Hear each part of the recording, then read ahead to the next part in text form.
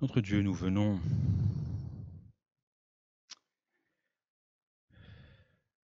à tes pieds, Seigneur, pour apprendre de toi, apprendre de ta personne, apprendre de ton œuvre, pour que, comme il a été dit, quand tu reviendras, tu ne sois pas un étranger pour nous.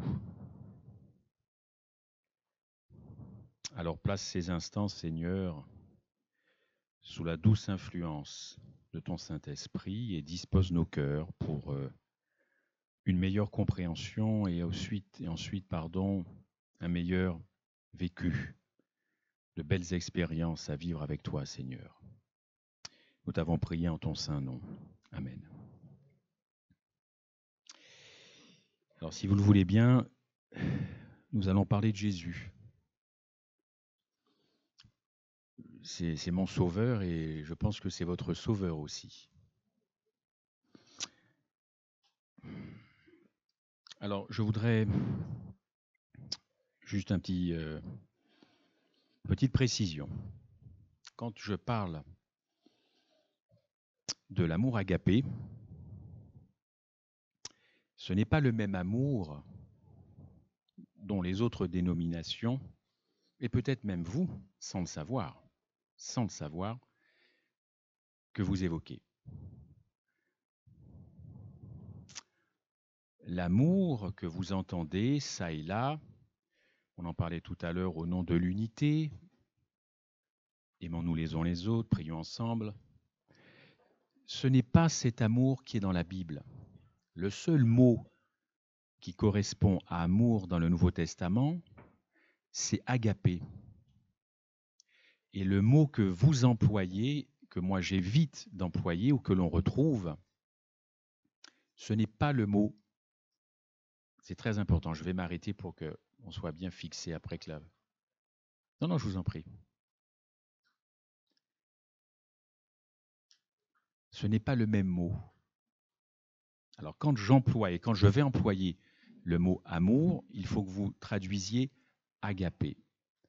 Il faut en finir avec le mot amour sous le sens éros. Je crois qu'il est temps maintenant, en janvier 2017, comme on dit, de changer le fameux logiciel. On entend ça pour toutes les conversations. Il faut changer le logiciel éros en agapé.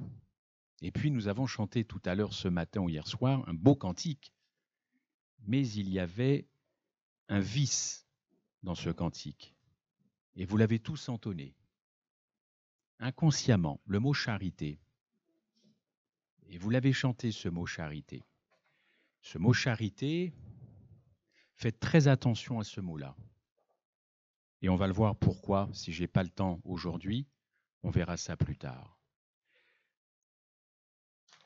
Voilà, c'était juste ce que je voulais vous dire sur le mot agapé et le mot éros. Je le dis parce qu'on m'a fait une remarque, peut-être un reproche, mais comme c'est sabbat, je vais dire que c'était juste une remarque, que je parlais trop de l'agapé, je parlais trop de l'amour comme les catholiques, comme les évangéliques. Mais ce n'est pas de cet amour-là dont je parle, moi. Je m'inspire du seul mot que le Nouveau Testament connaisse en matière d'amour, le mot agapé. Donc ne me confondez pas avec les autres, pas vous. Mais quand je parle d'amour, je sais de quoi je parle, je ne prends que le mot agapé, je ne prends pas le mot éros, qui est un mot qui a envahi le christianisme, y compris le mot charité qui vient de caritas. Voilà. D'ailleurs, quand vous pensez au mot charité, à qui vous pensez tout de suite? Tout de suite, moi je pense Mère Teresa, l'abbé Pierre, tout de suite ça revient, c'est normal, c'est instantané. Pourquoi? Ils ont fait de bonnes œuvres, ils sont allés vers l'autre, ils ont aidé l'autre, ils ont fait des œuvres de charité. Ce n'est pas de l'agapé. Ce n'est pas de l'agapé. Je ne dis pas que c'est pas bien, hein. Je dis simplement que ce n'est pas de l'agapé. C'est du caritas, c'est de la charité chrétienne. C'est pas la même chose. Et vous allez comprendre pourquoi Satan ne veut pas que l'on parle de l'agapé. Alors l'image de Jésus qui se tient à la porte, il n'y aura pas de slide, comme ça tout se passera là, ou je sais pas, mais pas là. L'image de Jésus qui se tient à la porte demandant que l'on veuille bien lui ouvrir. Vous savez, c'est une image qui est devenue si familière, hein, il est à la porte.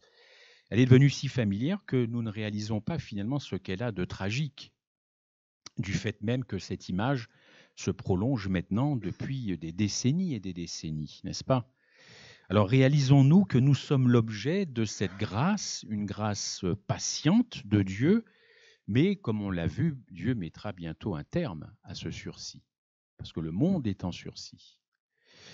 Nous proclamons que bientôt Dieu va venir et encore une fois mettre un terme à ce sursis, mais bien sûr qu'il y a des signes qui ne trompent pas, mais moi je vais vous dire très clairement ma position là-dessus, c'est qu'il peut y avoir tout ce qui va se passer là, et ça va se passer. Si c'est un étranger qui revient me chercher, c'est pas la peine. Je préfère être perdu. Non mais je le dis, passer du temps, une éternité avec quelqu'un que je ne connais pas, autant que j'aille en enfer tout de suite, que je disparaisse de votre vue. Parce que s'il y a un verset dans Matthieu 7 qui est redoutable, arrière de moi, je ne vous ai jamais connu, eh bien moi, il y a quelque chose qui est tout aussi pire, c'est de voir revenir quelqu'un que je ne connais pas. Joël dit que nous qui attendons la pluie de l'arrière-saison, n'imaginons pas que ce sera une puissance magique, cette pluie de l'arrière-saison, qui nous rendra supérieurs aux autres. Elle consistera, cette pluie de l'arrière-saison, en une connaissance approfondie, mais de quoi et de qui? Et de Jésus-Christ, pas Dieu, Jésus-Christ, de son caractère, de son amour agapé, ce qui nous rendra automatiquement humbles et dépendants de Christ. C'est ici la véritable justification par la foi qui est liée, certes, au ministère de réconciliation de Christ dans le lieu très saint, du sanctuaire céleste. Je prends une petite parabole que vous connaissez, plutôt une béatitude, vous la trouvez dans Matthieu 5, n'hésitez pas à ouvrir vos Bibles, c'est frustrant pour moi de ne pas vous voir ouvrir vos Bibles. Moi, mes versets sont dans mon texte, alors si je n'ouvre pas ma Bible, ne soyez pas surpris, ou si vous n'avez pas le temps, prenez les références. Matthieu 5, verset 6, vous connaissez cette béatitude. « Heureux ceux qui ont faim et soif de la justice, car ils seront rassasiés. » Plusieurs d'entre nous, j'imagine, se sont retrouvés à un certain moment de notre vie malades. Et l'époque s'y prête en ce moment, n'est-ce pas? Et parfois, on perd de l'appétit. Et l'idée même de la nourriture, je suis sûr que ça vous est arrivé, ça nous écœure. L'idée même de manger, de voir les gens manger, ça nous écœure, nous avons des nausées, comme on dit, ça nous porte au cœur. Ça peut arriver, je pense que ça vous est arrivé, n'est-ce pas? Mais Christ est non seulement notre bon berger, mais il est aussi celui qui nous invite à une table couverte d'aliments spirituels.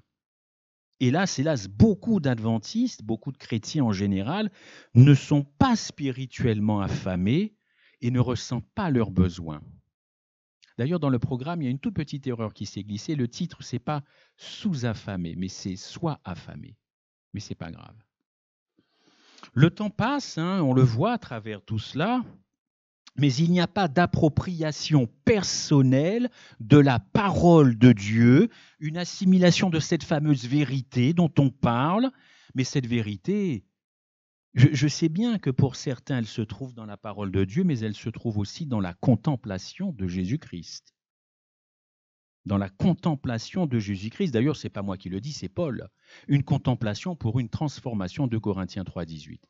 Pas de contemplation, ne cherchez pas de transformation. Ce n'est pas la peine. Encore une fois, faites autre chose que ça. Vous vous trompez vous-même et vous ne trompez pas l'Éternel. Le message de 1888 qui a été donné par Dieu à son Église n'accomplit pas seulement le miracle de nourrir un peuple affamé, non, mais il va développer l'appétit chez l'adventiste malade. Il va développer cet appétit. Et je sais que parmi vous, en ce moment, il y a cet appétit qui se développe. Gloire à Dieu.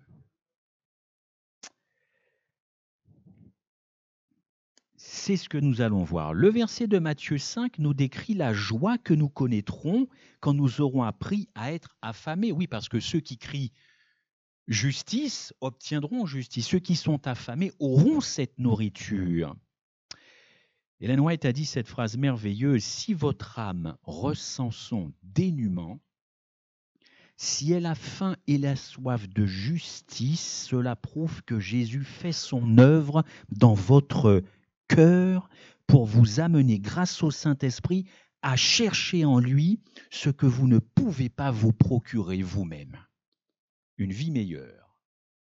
Et nous aspirons avec le Christ à cette vie meilleure.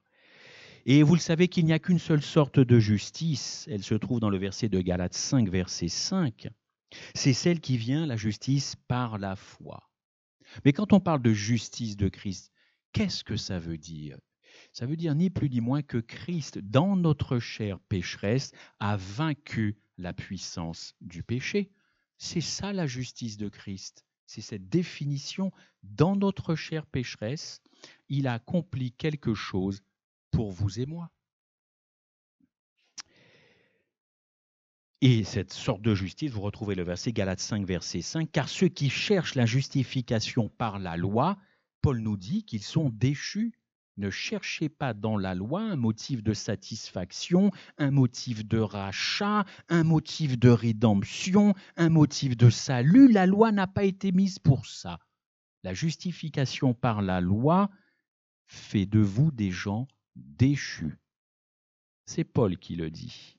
Ceux qui pensent avoir tout compris, sur tout, et parfois on en rencontre dans nos relations, et je fais moi-même attention à ça, je le prends pour moi, ceux qui pensent avoir tout compris sur tout perdent la bénédiction, car seuls ceux qui se sentent vides et affamés vont être remplis. Vous savez, vous avez les obèses de la nourriture, mais vous avez aussi les obèses spirituels. Ceux qui ont tout compris, il n'y a pas de souci, vous ne leur apprenez plus rien. Il y a de la maîtrise, mais il n'y a plus de faim. Alors que dit Jésus concernant notre problème fondamental? Vous connaissez ce texte, Apocalypse 3, c'est la lettre à Laodicée, n'est-ce pas? Cette lettre, c'est une manière de dire, je retraduis, vous vous croyez rempli de connaissances bibliques, vous vous croyez rempli de connaissances prophétiques, vous vous croyez rempli de connaissances sanitaires, n'est-ce pas? Mais vous n'êtes pas assoiffé de moi, votre Sauveur. Moi, celui qui est venu. Et Jésus dit ici que nous nous sentons riches dans notre compréhension de l'Évangile, toujours Apocalypse 3, que nous avons la vérité, que nous possédons la doctrine de la justice par la foi, mais ce sentiment de satisfaction nous condamne à être malheureux, misérables, pauvres, aveugles et nus. Ce sentiment de satisfaction, cette autosatisfaction de soi. Et nous avons été richement bénis, nous les adventistes du 7e jour. Mais qu'avons-nous fait de ces bénédictions si ce n'est souvent d'en avoir fait de l'orgueil? De l'orgueil. Moi, j'ai tout compris, n'est-ce pas? Quand on lit bien Apocalypse 3 avec les yeux, avec une bonne paire de lunettes spirituelles, je vous assure que ça peut vous empêcher de dormir beaucoup plus que des ronflements. Dans Apocalypse 3, l'ange, ce n'est pas l'Église, hein, vous le savez. Les églises, ce sont les 7 chandeliers d'or. Mais les anges de ces 7 églises, ce sont les conducteurs. Et je vous rassure tout de suite, pas que les pasteurs. Non, il n'y a pas que des pasteurs qui sont des conducteurs dans les églises. N'est-ce pas? Nous avons tous une expérience ecclésiale dans cette salle. J'entends par là que les conducteurs, ce sont les éducateurs, ce sont les animateurs JA, ce sont les diacres, ce sont les anciens, ce sont tous ceux qui ont une responsabilité. Donc, de grâce, ne nous dirigeons pas toujours vers les mêmes. Pensons que d'autres ont les mêmes fonctions et sont considérés comme l'ange en Apocalypse. En tant que corps, et cela forme un corps évidemment, Jésus nous dit que nous partageons tous une même maladie. Nous nous croyons comblés alors que nous mourons de faim. La promesse dans la béatitude à ceux qui sont affamés et assoiffés est répétée dans la promesse au conducteur de la dernière Église. Nous n'avons pas obéi à l'appel du Christ pour nous repentir tant que nous n'avons pas appris à sentir la réalité de notre faim, de notre dénuement. Quelle était la condition des adventistes avant 1888 ? Orgueil, hypocrisie, frivolité, amusement, mensonge, amour de la mode. Certains connaissent ce texte, il est tiré de Messages choisis, volume 1. N'est-ce pas ? Ellen White, d'ailleurs, parle de cette condition spirituelle comme d'un câble qui a été sectionné, un câble coupé qui nous amarrait à l'éternel et du coup, nous sommes devenus maintenant flottants sur la mer sans carte ni boussole. N'est-ce pas ? Quelques jours avant la conférence de Minneapolis, Ellen White a dit cette phrase qui me touche. « Oh, si le cœur hautain des hommes pouvait entrer dans la signification de la rédemption et essayer d'apprendre la douceur, et l'humilité de Jésus-Christ. » Douceur et humilité. Oui, la douceur et l'humilité, ce n'est pas... Et mon cœur a saigné à ce moment-là, ce n'est vraiment pas ce que j'ai vu dans certains échanges sur les réseaux sociaux concernant le Saint-Esprit.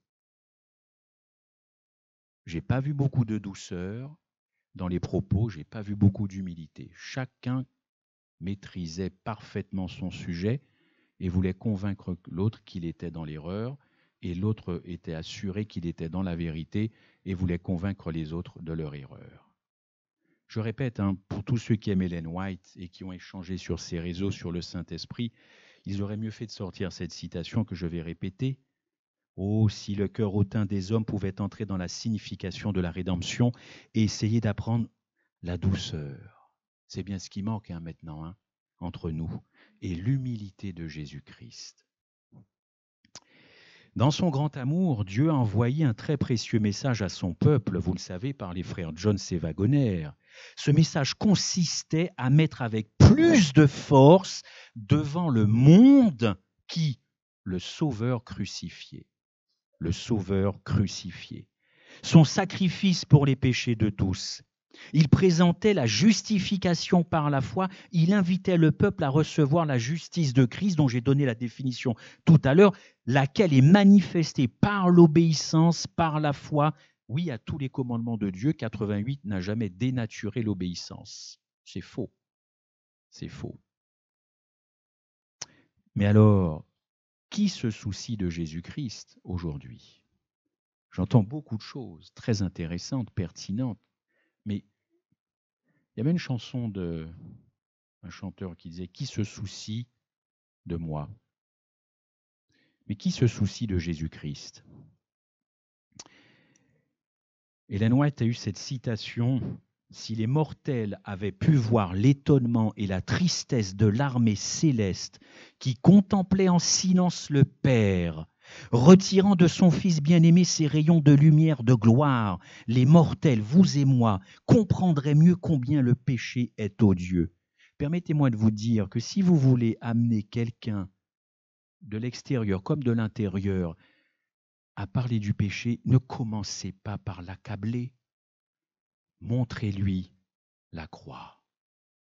Inutile de sortir toutes ces doctrines, tu iras en enfer si tu ne te repens pas, si tu... Qu'est-ce que c'est que ce charabia ? Il ne comprendra rien. Montre-lui l'essentiel. C'est Ellen White qui le dit. Montre-lui celui pour lequel il est mort aussi. Évidemment. Christ n'est plus sur la croix. Bien sûr qu'il n'est plus sur la croix. Et alors, c'est une raison pour ne plus en parler ? C'est une raison pour ne plus en parler ? Mais la croix que je prêche ou que d'autres prêchent, ce n'est pas la croix catholique romaine. On va le voir dans quelques instants. Madame White encore a identifié le message de 88 comme celui de l'ange de l'Apocalypse 18. Elle dit d'ailleurs de ce message qu'il y avait une puissance spéciale du Saint-Esprit que Dieu désirait ardemment communiquer, la lumière qui illumine toute la terre de sa gloire. Une puissance spéciale du Saint-Esprit dans ce message. Mais alors, pourquoi tous ceux qui ont échangé ces dernières semaines, qui ont beaucoup parlé du Saint-Esprit, n'ont pas parlé du message? Puisque ce message comprend une dose extraordinaire de Saint-Esprit, pourquoi ne pas aussi parler de ce message qui était absent des débats? La servante du Seigneur a parlé de ce message, encore une fois, de 1888, comme la plus douce mélodie qui vient des lèvres humaines. Une douce mélodie, n'est-ce pas? Ce message n'a donc rien de brutal. Il n'a donc rien de brutal. C'est une douce mélodie car nous professons un Christ qui n'est pas brutal. Qui n'est pas brutal. Ce n'est pas un sauveur qui brutalise. C'est un sauveur juste dans ses sentences, mais laissons la brutalité à l'adversaire. Dieu aime les belles choses. La nature, bien que dégradée par le péché, est un témoin de ce que Dieu aime les belles choses, et nous pouvons connaître un peu de cet enthousiasme en appréciant la beauté de la création, mais on peut aussi éprouver un enthousiasme encore plus grand en ce qui concerne la beauté du message du salut. L'Évangile est-il un système impersonnel pour vous, aussi abstrait que les mathématiques ou de la chimie? Est-il possible de prendre pour le salut un engagement aussi froid qu'une police d'assurance? Ou alors, est-ce que c'est une réponse du cœur, ayant pour mobile un amour agapé, durable et désintéressé pour Christ? Ce matin, j'ai lu cette phrase d'Ellen White lors de ses sermons à Minneapolis. Voilà ce qu'elle a déclaré, qui a été repris dans la Review and Herald en 1888. Écoutez, chers frères et sœurs, gardez à l'esprit cette définition. La façon dont Madame White conçoit la foi est d'une importance cruciale pour la compréhension du message de 88. Écoutez ça. C'est quand vous commencez à apprécier le prix payé pour le salut que vous pouvez dire que vous croyez en Jésus. C'est quand vous avez conscience que Jésus est mort pour vous de cette mort cruelle sur la croix du Calvaire que vous pouvez prétendre cela. Quand vous possédez une foi intelligente et compréhensive, croyant que sa mort rend possible pour vous le fait de cesser de pécher et de parfaire un caractère juste par la grâce de Dieu répandue sur vous et acquise par le sang de Christ. Ça, c'est de la définition de la foi. Ça, c'est de la définition. Alors, beaucoup de chrétiens sont parfois choqués de ce que Jésus-Christ a déclaré une seule chose en matière de salut. Une seule chose, nécessaire pour le salut. Jésus a-t-il raison ou alors faut-il, nous les hommes, ajouter autre chose à ce qu'il a dit? Dans Jean 3,16, vous connaissez ce verset, Dieu a tant aimé le monde qu'il a donné son Fils unique, n'est-ce pas? Et vous pourriez même finir, afin que quiconque croit, vous connaissez la suite. Le mot croire en grec et avoir la foi, eh bien, c'est la même chose. Or, pour nous, il y a une différence. Mais croire et avoir la foi en grec, ça vient de pistéo, qui vient du pistis, comme vous le savez. Donc, je reprends ce verset, car Dieu a tant aimé le monde qu'il a donné son Fils unique, afin que quiconque pistéo, qu'il croit et qu'il ait la foi, c'est la même chose, en lui ne périsse point, mais qu'il ait la vie éternelle. Vous voyez comme quoi le grec est riche par rapport au français. Oui, je sais qu'ils ont souffert de la crise, mais alors en tout cas, leur vocabulaire est beaucoup plus riche que nous qui n'avons pas souffert. Ainsi, Christ enseigne clairement que le salut vient par la foi et rien d'autre. Est-ce que Jésus enseigne une hérésie quand il dit « crois seulement » ? Non, il n'enseigne pas une hérésie. Est-ce que quand il dit « crois seulement », c'est fait pour nous endormir ou pour pousser des gens à la tromperie? Non, pas du tout.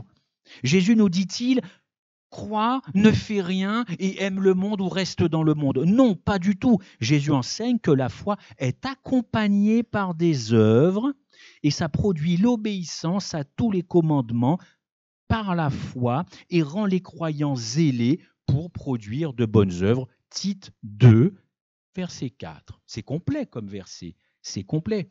Avez-vous remarqué que dans Jean 3,16, le texte dit que Dieu a déjà donné l'amour pour le monde entier? Un don, c'est un don. Je ne sais pas quelle est la définition que vous avez du don, mais quand vous donnez quelque chose, vous ne le reprenez plus. Hein. C'est terminé. C'est terminé. Quelle est la mesure de son amour agapé? Il a donné son Fils unique. Il n'a pas simplement envoyé son Fils unique 33 ans et demi pour faire quelque chose de très spécial, et puis ensuite, après 33 ans, le Fils remonte dans les parvis célestes. Non, c'est un don, chers amis, c'est un don. N'oublions jamais que le Père a donné au monde son propre Fils unique. Ce don, il fut pour 33 ans. C'est pour donc l'éternité que Christ porte notre nature humaine. Et c'est ça, et c'est aussi ça qui doit toucher le cœur, votre cœur, mais aussi le cœur des autres. C'est en leur présentant ce Christ profondément humain pour l'éternité que vous arriverez sûrement à toucher leur cœur. Elle le dit d'ailleurs, Ellen White, le thème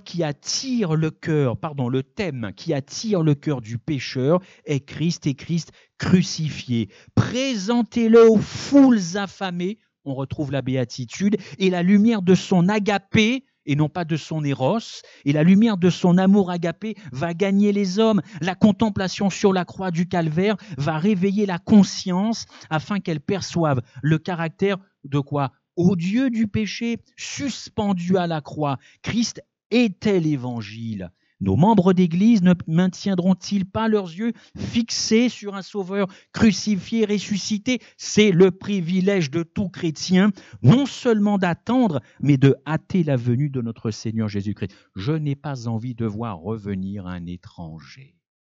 Je n'ai pas envie de voir revenir mon Sauveur, mais qui m'est étranger, avec lequel je n'ai fait aucune expérience sur cette terre, avec lui par la foi, par la prière. Donc tout ce que nous pouvons savoir, et ce sont des bénédictions, ne serviront à rien. Donald Trump. Je vous aime, mes frères et sœurs, mais laissez-le faire sa tâche. Même les médias se trompent et je suis bien placé pour le savoir. Laissez-le faire le job pour lequel les Américains ou pas ont voté pour lui. Ne nous trompons pas de l'essentiel.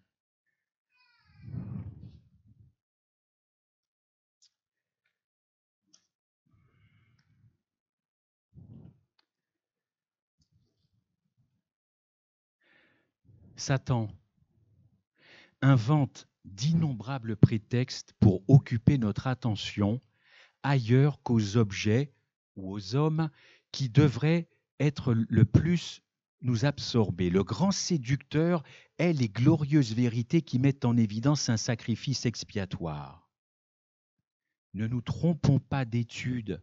Laissons cet homme faire ce pourquoi il a été élu et ne réagissons pas à chaque jour, à chaque fois qu'il fait quelque chose. Si j'avais reçu autant de liens vidéo sur Jésus-Christ que je n'en ai reçu sur Donald Trump, Jésus serait heureux.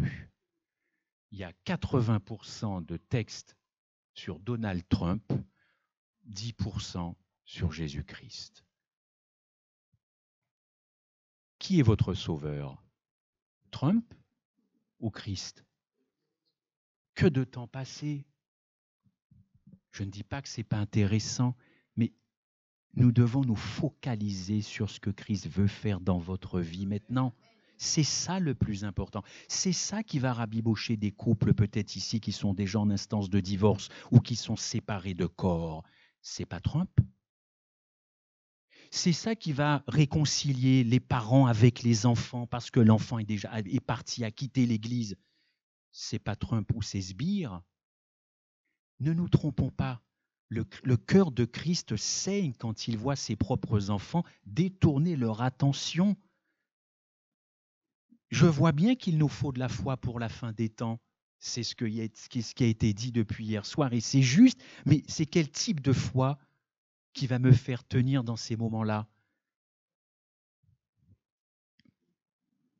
Il y a de la puissance dans ce message de 88 qui attire l'homme. Croire signifie désormais accepter cet agapé, avoir une crainte respectueuse de Christ, parce que devant un tel amour, on ne peut pas ne pas céder. Il faudrait avoir un cœur de pierre pour ne pas céder devant tout cela. Cet amour agapé va nous guider vers une dévotion à Dieu que nous n'aurions jamais cru possible. Mais bien sûr, le salut ne vient pas par la foi plus les œuvres, mais par la foi agissant dans les œuvres. Mais pour apprécier cet amour agapé, il faut encore aller à la croix. Et vous savez que la Bible parle de 2 sortes de morts. Et je dois comprendre aujourd'hui en tant qu'adventiste de quelle mort Christ est mort. Merci, sœur. J'ai fait un petit test il n'y a pas très longtemps. Et des adventistes, tout comme il faut, m'ont dit que Christ était mort de la première mort. C'est pas possible. C'est pas possible. Non, c'est pas possible. Ce que nous appelons mort, la Bible appelle le sommeil. La mort réelle est appelée la seconde mort. Lisez Apocalypse, lisez 1 Timothée 1, verset 10, qui a détruit la mort. Mais quelle mort? Pas la première, puisque les gens continuent de mourir. Encore il n'y a pas longtemps, un enterrement dans mon entourage. Il n'est donc pas mort de cette mort, il est mort de cette seconde mort. La Bible est claire pourtant, mais pourquoi ne pas comprendre ça? Pourquoi ne pas lire ça? La seconde mort, c'est la mort dont on ne revient jamais. Il n'y a plus d'espoir de résurrection. Tout est terminé, tout est scellé, c'est terminé. C'est la mort avec tout le poids de la culpabilité qu'a supporté Jésus à la croix, tout le poids de la condamnation. La mort de Jésus-Christ comportait cette malédiction de Dieu. Et depuis Adam, aucune personne n'est morte de cette mort, si ce n'est le Christ. Mais si vous ne comprenez pas cette seconde mort, c'est pas la peine, arrêtez tout, puisque c'est l'essence même du christianisme. Jusqu'où Christ est allé pour toi, pour la race humaine. Il n'est pas mort de la première mort. Encore une fois, les gens continuent de mourir. Il est mort de cette seconde mort. Et il y a quelque chose qui est venu détruire cet agapé. Ça s'appelle l'immortalité de l'âme. Et Marc en a fait une allusion ce matin. Ça, croyez-moi que l'immortalité de l'âme, je reviendrai si j'ai le temps là-dessus. Lisez Ellen White, Jésus-Christ, page 757. Elle décrit très bien cela. Non pas l'immortalité, mais le Christ. Éphésiens 3, versets 14 et 15.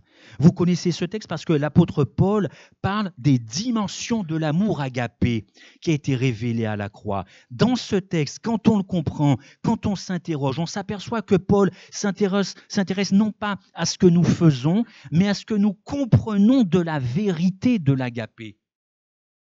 Il sait que si nous saisissons ce que signifie réellement la croix, c'est une nouvelle motivation qui va naître dans notre cœur.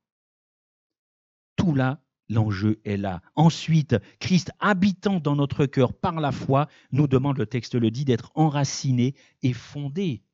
Oh, c'est une autre façon de définir la foi. Et sous cet axe-là, la foi, c'est une appréciation profonde de mon cœur pour son amour, n'est-ce pas?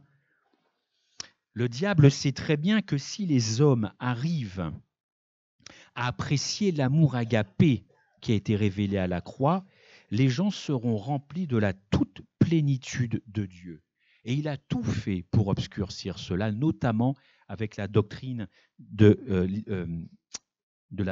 l'immortalité de l'âme. J'avais pris des notes parce qu'il y a d'autres doctrines qui sont venues non seulement polluer le christianisme, mais détruire le sacrifice de Christ à la croix.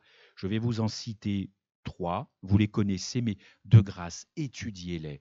Étudiez-les. C'est comme ça que vous arriverez à toucher peut-être vos amis catholiques, romains ou évangéliques. Allez les chercher sur leur terrain. Allez les chercher sur leur terrain avant de réciter tout ce que vous savez de la Bible, puisque forcément vous êtes né adventiste. Je ne savais pas que c'était une nationalité. Moi, je l'ai appris. Hein. Je connais tout un tas de nationalités, mais quand je suis revenu à l'Évangile, on m'a dit, mais tu n'es pas né adventiste. J'ai dit, non, c'est quoi? Ben, c'est quand tu es né dans l'église. Ah, donc si je suis né dans l'église, je suis forcément adventiste. Donc si j'étais né dans un garage, je serais garagiste. C'est ça, hein. Si j'étais né dans un avion, je serais pilote. C'est quoi cette histoire-là? Je n'ai rien contre ceux qui sont nés, mais c'est pas l'accès au ciel direct. Allez voir nos frères, nos sœurs. Allez voir ceux qui pensent à l'Immaculée Conception. J'étais pas très loin de l'église de Versailles. On a mis ça sur mon pare-brise. Moi, j'étais content. Fête de l'Immaculée Conception, viens défiler avec nous. Oh, j'ai dit non, je ne vais pas défiler. Par contre, je vais étudier cette histoire-là. Parce qu'avant de défiler, il faut savoir pourquoi on défile. Non? Vous défilez comme ça, vous sans savoir pourquoi vous défilez. Non, non, alors bon, je connaissais effectivement le thème de l'Immaculée Conception, la virginité perpétuelle de Marie. Allez étudier ça. L'Immaculée Conception, l'immortalité de l'âme. Allez voir ce que ça dit et allez voir comment c'est très imprégné dans les autres dénominations, pas d'ailleurs que catholiques romaines, les évangéliques. C'est étudier ça, chers amis, et vous comprendrez comment ces doctrines ont été véritablement le poison de Golgotha, le poison de Golgotha. Parce que si l'âme est naturellement immortelle, Christ n'est pas mort de la seconde mort. Je vous donne la définition toute simple de l'immortalité.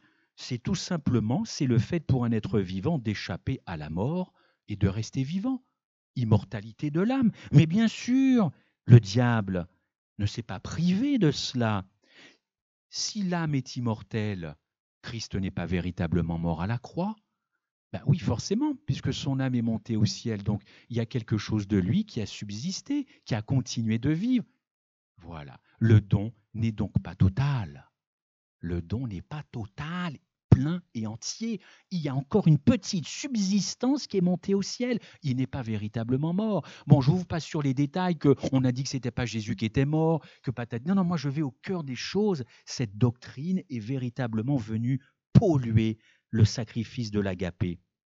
C'est une doctrine pagano-papale de 1513 qui a véritablement cassé, désintégré l'agapé de Christ et réduit son amour, oui parce qu'il y a quand même de l'amour à la croix, mais réduit à ses simples souffrances physiques ou à ses simples souffrances morales. C'est pour ça qu'à Pâques, bientôt à Pâques, vous allez voir des grandes processions, vous allez voir surtout en Asie du Sud-Est, ils vont se flageller portant une croix, se scarifier. C'est plus que ça Golgotha, c'est plus que des souffrances physiques et morales. Mais va, toi, au fond de Golgotha et tu vas voir, tu vas découvrir des choses qui vont te créer une nouvelle motivation du cœur. C'est ça que Christ veut pour la fin des temps. C'est ça qu'il veut pour la fin des temps, des gens qui soient véritablement convertis de cœur et pas simplement convertis là, parce que pour l'adventiste, beaucoup c'est resté là, c'est pas descendu là. Et il n'y a pas de contradiction entre là et là. Cette doctrine aveugle les esprits qui ne peuvent plus discerner les dimensions de l'agapé. Du coup, il n'est pas possible de connaître la véritable justice par la foi. Bien entendu, Luther, ouais, je crois qu'on va le fêter là, enfin pour certains là, on est parti, on a compris qu'on était parti là-dessus. Luther a dit de l'immortalité de l'âme que c'était une opinion monstrueuse. Et il a laissé tomber l'immortalité de l'âme quand il a pris conscience du sacrifice de Jésus-Christ pour lui. Malheureusement, ses successeurs sont revenus, Mélenchon notamment, sont revenus à l'immortalité de l'âme, chasser le naturel, et il revient en galop. Alors Billy Graham, oh, il y en a beaucoup, pas nous, qui l'aiment. Oh, Billy, tu fais des grandes choses aux États-Unis, des grandes églises. Oui, mais Billy, au lieu de parler de Donald, parlons de Billy maintenant. Alors voilà ce que Billy a dit. C'est un intime, Billy. Billy a dit que l'âme n'admettra jamais le contraire de la vie. Il est à fond pour l'immortalité de l'âme. Billy poursuit en disant, c'est-à-dire la mort, votre âme, ton âme, oui, va vivre pour toujours. Il y a une existence consciente et éternelle de l'âme. Bon, c'est bon, j'ai compris, Billy. Tu ne comprendras jamais plus ce qui s'est passé à la croix. C'est pas possible. Pour toi, la mort de Christ sera simplement des souffrances physiques et morales. Et oui. Et quelqu'un dit de cette doctrine de l'immortalité de l'âme, cette doctrine, c'est l'apothéose de l'orgueil humain. Mais oui, il fallait que l'homme ne meure pas.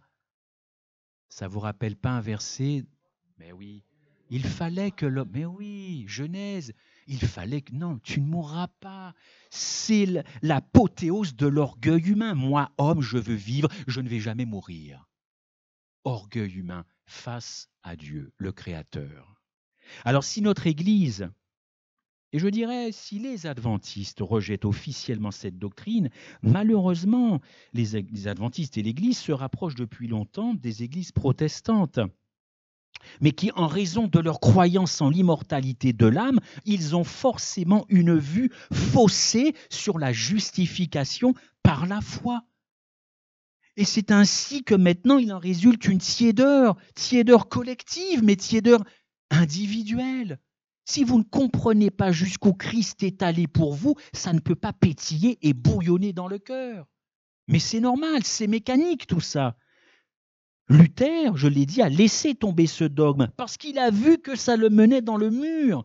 La mort de Jésus à la croix, est-ce que ce fut simplement une preuve qu'il pouvait faire quelque chose pour nous si je faisais ma part, ou alors est-ce qu'il a fait cette chose quand bien même je ne répondrai pas? Eh bien, il a fait ça pour le monde. Quand bien même un reste sera sauvé. Quand Dieu donne, il ne réfléchit pas, il n'y a pas d'arrière-pensée. Et vous le savez très bien, puisque nous le disons même dans nos conversations, s'il avait fallu sauver un seul homme, il serait quand même venu. Un seul homme, il serait quand même venu. Romains 3, verset 23, il n'y a aucune distinction car tous sont péchés et tous sont justifiés gratuitement. La pensée populaire considère le sacrifice de Jésus comme quelque chose qui ne devient valable que si je l'accepte. Non, le salut est là, j'accepte ou je refuse, mais le salut, il ne bouge pas.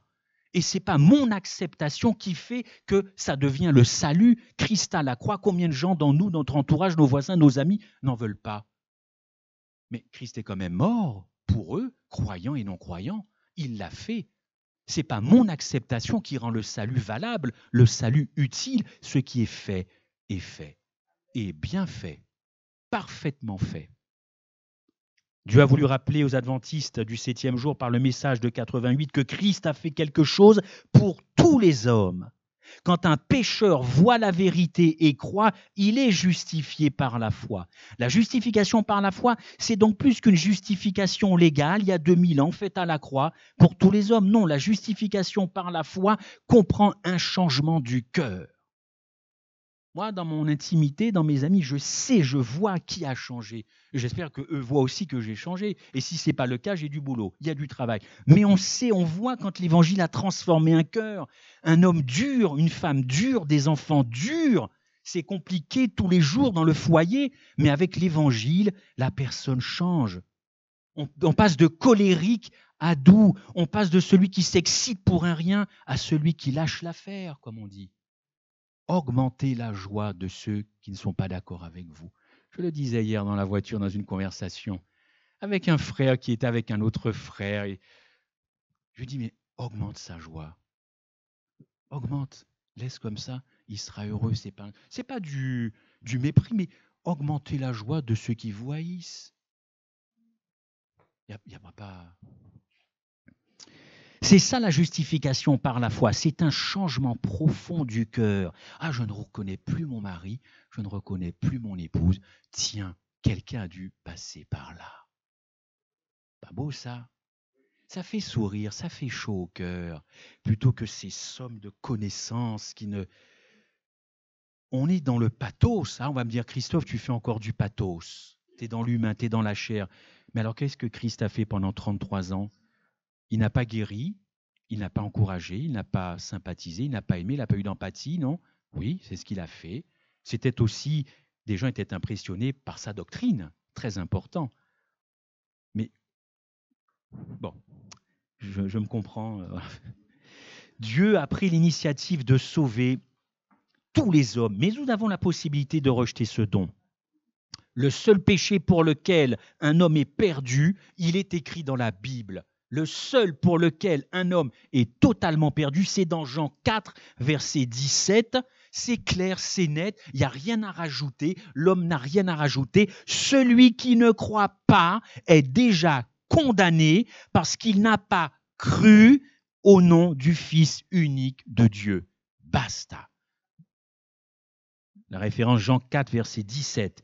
Paul exprime avec profondeur, lui, de son côté, la profondeur de l'agapé dans Romains 5, 18. Ce texte enseigne que Christ a sauvé littéralement le monde du suicide. Étant l'agneau immolé dès la fondation du monde, il a apporté la vie et la lumière à travers l'évangile. La race humaine si dégradée et si méchante continue de respirer grâce à ce sacrifice. Si nous sommes là ce matin, c'est grâce à son sacrifice. Si nous parlons, c'est grâce à son sacrifice. Et pourtant, il ne nous a rien demandé. Rien. Parce qu'en plus, s'il avait demandé à la race humaine un conseil, la race humaine aurait été tentée de lui donner encore un mauvais conseil. Donc, il n'a rien demandé. Il est allé à la croix tout seul. Il a fait le travail. Il n'a rien demandé ni aux croyants, ni aux incroyants. La race humaine, encore une fois, si dégradée, méchante, continue de respirer grâce à cela. Il y a même peut-être parmi nous des personnes qui ne l'ont pas totalement accepté dans leur vie. Et je ne parle pas ici du baptême. Je parle d'une relation intime et profonde et quotidienne. Il y a 4 façons de comprendre l'Évangile. J'ai bientôt terminé, je rassure les organisateurs. Il y a 4 façons de comprendre Romains 5, verset 18. Grand texte là-dessus. Moi, je retiens celle qui dit que le don gratuit de la justification ne vient pas sur tout. Le don gratuit de la justification ne vient pas sur tous les hommes. Christ a constitué seulement une provision pour ceux qui feraient le premier pas. Mais le message de 88 accepte totalement ce que dit Paul. Tous les hommes ont été légalement justifiés, mais le pécheur peut s'opposer à cette bénédiction en restant dans quoi? Dans son incrédulité. Je relis le texte, je dis bien, Romains 5, 18, le texte dit « Tous les hommes ont été légalement justifiés, mais le pécheur… » Enfin, c'est pas un commentaire, c'est une conséquence logique. Le pécheur peut s'opposer à cela en faisant quoi? En restant dans son incrédulité. Au fond, l'incrédulité, c'est quelque chose de terrible, les amis. C'est ne pas croire. C'est ne pas croire. C'est ne pas croire aux promesses, c'est ne pas croire à ce qui a été fait. C'est terrible ce péché. C'est ce péché-là qui va envoyer les gens ailleurs qu'au ciel. Quand vous réfléchissez bien. Ainsi, cette personne se condamne elle-même, elle se prive de l'univers, elle se disqualifie du ciel et pour la vie éternelle. Pour conclure,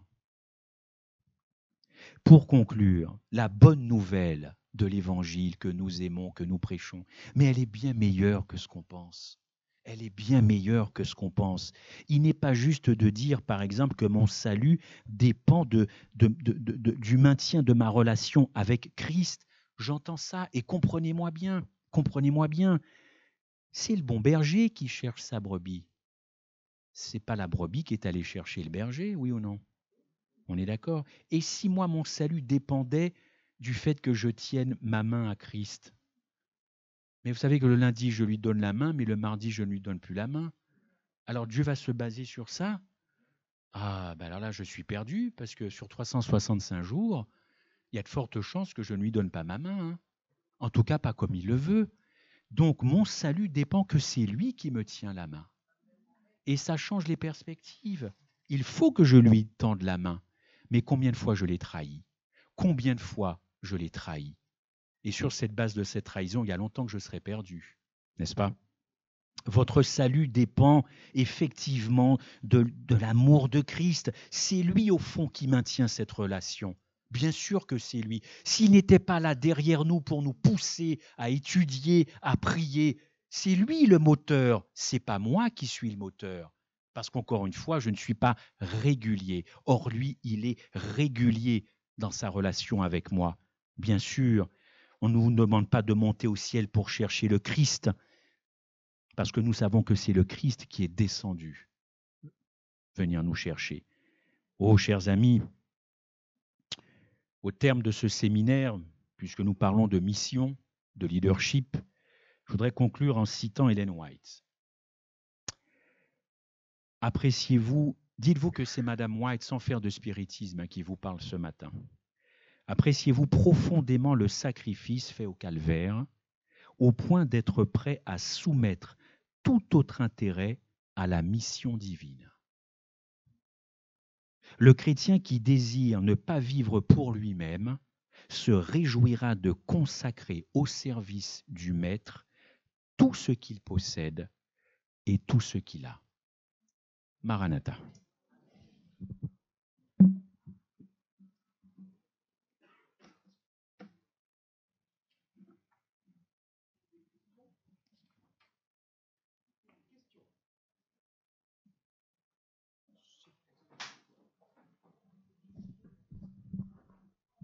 Alors, c'est pas une question, c'est juste, tout à l'heure Clément nous parlait d'Exode, avec une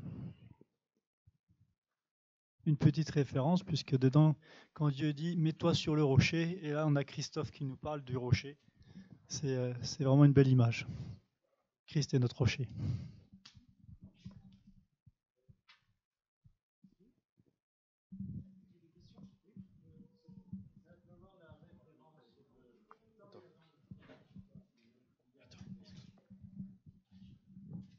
Je vais essayer de citer mes sources, c'est pas l'habitude, mais bon, je vais essayer. Oui. Vous savez que dans le métier, on ne cite pas ses sources. Mais là, c'est Madame White, alors je vais faire une exception. Je sais même pas. Alors, reprenons la question. Oui, c'était simplement, est-ce qu'on pourrait avoir la référence du dernier texte que vous avez cité? C'est ça, c'est ce que je suis en train de chercher, Michel.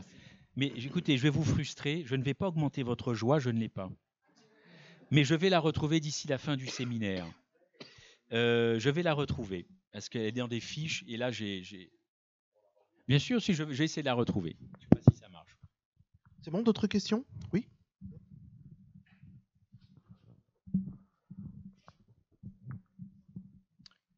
En fait, excuse-moi, j'ai pas compris en fait le lien, si je peux dire ça comme ça, Oui. entre Jean 4, verset 17 et ce que tu as partagé avec nous.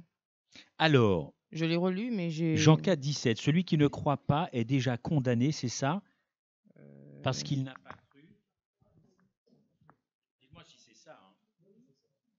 Ben, en fait, Jean 4, 17 dit « La femme répondit, je n'ai point de mari. » Donc, c'est peut-être pas chapitre 4.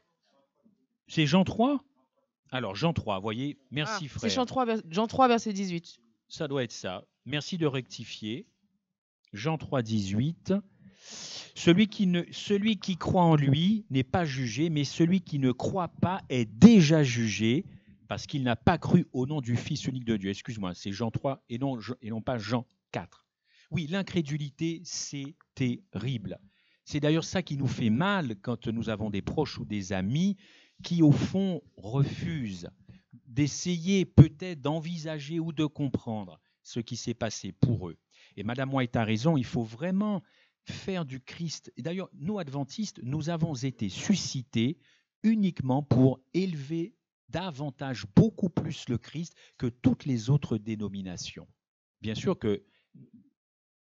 Oui, je m'arrête. Il faut préparer un peuple. C'est ça la mission de l'Église. J'espère qu'on en parlera.